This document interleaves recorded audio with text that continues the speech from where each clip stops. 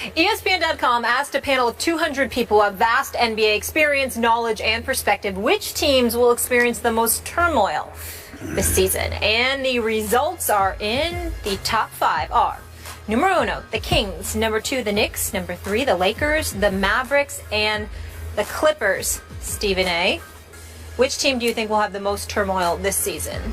Well, I don't believe that the Clippers should be in the top 5. I think they'll be just fine. I would flip the Lakers and put them at number 2 and the Knicks at number 3. In the case of the Sacramento Kings, I would definitely put them number 1 because George Karl had better find a way to mend fences with DeMarcus Cousins. He's got to figure out a way to get that relationship steered in the right direction, because if he does not, it is going to be a problem for him for a long, long time to come, for as long as he lasts, because they're going to get rid of him. They're going to fire George Karl if George Karl doesn't find a way to fix this relationship. DeMarcus Cousins, from a talent perspective, is the best big man in basketball, as far as I'm concerned. He is lethal. He's big time. He's 24 and 12. It's automatic, too, no matter what the situation and circumstances are. And he clearly has no trust nor any love for George Karl, and he's incapable of hiding it. Somehow, some way, George Karl has lost trust from, his players, particularly DeMarcus Cousins. And his MO was being able to work with players and to cultivate relationships. Now, obviously, he's somebody that is an exceptional coach. The man knows the game of basketball, X and O's wise, knowing how to utilize guys, put him in the best position to succeed. George Karl is one of the best in the business. But particularly in this day and age with these guaranteed contracts, with the exorbitant amount of dollars that are being thrown out there, when there's a problem, the players are not the ones that are going to go someplace in most instances. It is going to be the coach. So somehow, some way, George Karl has got to fix that. I would say that the Lakers are a close second because Kobe Bryant is the Black Mamba. Kobe Bryant is a 5-time champion.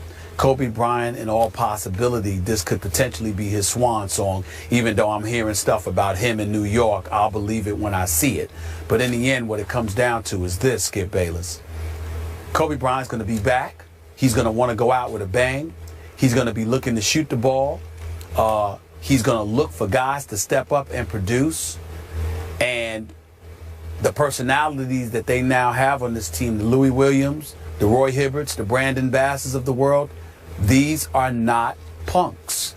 They are not going to back down to Kobe Bryant.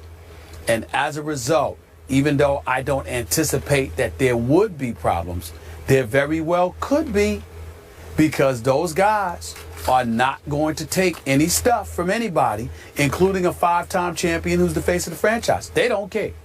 And so because of that, you never know the potential for friction that exists there. I would say Sacramento first, Lakers a close second, the Knicks third, because they're just dysfunctional by nature. And that's all I'm going to say about the New York Knicks today, because I'm in Los Angeles and I really, really don't want to depress myself. Speaking of Los Angeles, I cannot tell you how much I disagree with your assessment of the Clippers. You said they wouldn't even be in your top 5, right? They'd be down the list. Yeah. I got them at 1. Number 1 on my list would be the Los Angeles Clippers, coached by one Doc Rivers, for whom I have immense respect. I think Doc is going to be in for a long, hard basketball season that will test him to the max. Test him until even he might feel like he's about to break. Stephen A., when you throw Lance Stevenson and Josh Smith into that locker room, onto that bench, into that rotation, and Doc is trying to juggle minutes between those two, and obviously you have a strong-willed personality in Paul Pierce, who's going to demand a certain amount of minutes as the new experienced veteran factor on that team. I don't know if even Doc can pull that off. And then DeAndre Jordan, obviously in the offseason, made his quick decision to go to Dallas. Then he decommitted from Dallas. We all know he went back to the Clippers because Chris Paul finally made peace with him, said all the right, nice things to him that he wanted to hear and had never heard from CP3. I don't know if they make nice all year, because Chris is Chris, and he's 30 years of age, going on 31. And he knows in his heart of hearts it's time They were up 3-1 on the Houston Rockets in the conference semis, and they blew it. And again, I have to heap a lot of that responsibility on Chris Paul, even though his numbers in that series still looked CP3-ish. They were still good on paper. I thought, in principle, on the court, he wasn't the leader they needed him to be at that point. I expect him to have a big year, but I expect this team to suffer a little bit of the residue of blowing a 3-1 lead. Could get off to a rocky start, and you've got so many strong wills, so many outspoken personalities in that locker room. I don't know. I think you've got a volatile mix there. And I look, you went to the obvious one in Sacramento, George and DeMarcus. I like the heck out of both of them, frankly, and they have clashed publicly. I'm wondering if they've clashed so much publicly, it's so out there, that it will help them clear their air a little bit to where they'll at least coexist this year. And plus, DeMarcus Cousins. He's a different kind of cat. I know him. He's a different kind of cat. I love his game. I think he's big time. I think he's the best big man in the game. I think they would have been asinine to trade him. I don't think you let him go. You deal with him. But the thing about it is, for George Karl to get there and literally to be there for just a minute and talk about trading him or allow those rumors to get out there.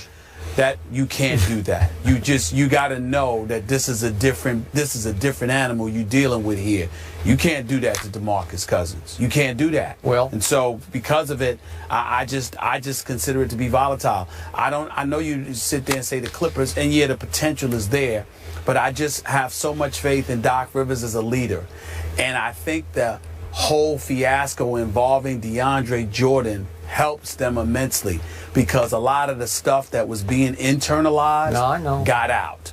And because it got out and they realized what almost happened to them, I think CP3 is going to be an even better teammate. I think Blake Griffin deserves a lot of credit, because if you notice, no one really had a problem with Blake Griffin. And so because of that, I think he also assisted in bringing guys together. Paul Pierce is there now. He's a champion and he's a leader. Give credit where credit is due. I think you look at that, the fact that you added Paul Pierce to that locker room, and Paul Pierce was in Houston at DeAndre Jordan's house when all of that was going down too.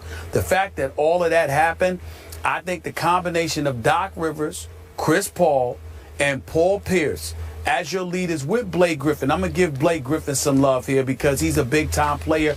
And to be quite honest with you, he's a little bit sensitive and all of that stuff. But he's a good person. He's a good person. I think that when you look at it from that perspective, I think they'll ultimately be fine.